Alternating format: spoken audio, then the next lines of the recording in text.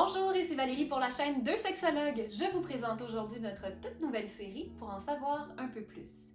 Donc, c'est une série de courtes vidéos que Virginie ou moi allons filmer en individuel dans le but d'approfondir l'un des thèmes principaux de notre capsule précédente. Donc, pour faire suite à la vidéo sur la différence de désir dans les relations de couple, je vous parle d'une activité proposée par Émilie Nagoski du livre Comme as you are. Et en fait, ce qu'elle propose, c'est de faire une réflexion sur ce qu'on appelle les freins et les accélérateurs au désir. Donc, pour ce faire, on peut penser par exemple à une ancienne activité sexuelle qui aurait été particulièrement mémorable, agréable, ou tout simplement dans tout notre parcours psychosexuel, quels ont été les moments où j'ai ressenti le plus de désir.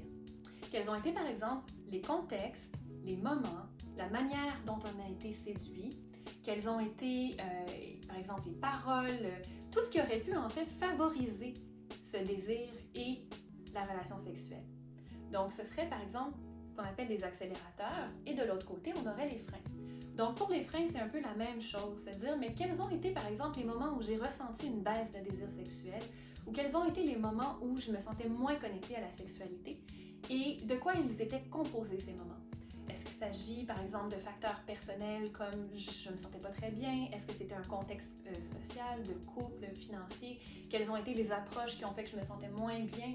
Donc, d'aller un petit peu plus décortiquer tout ce qui accélère mon envie et tout ce qui la freine. Donc, on peut faire ça en individuel et puis en couple, dans une activité pour se reconnecter, on pourrait partager nos réponses et voir ensemble s'il y a des façons de favoriser les accélérateurs et défavoriser les freins. Voilà, donc je vous souhaite une bonne discussion.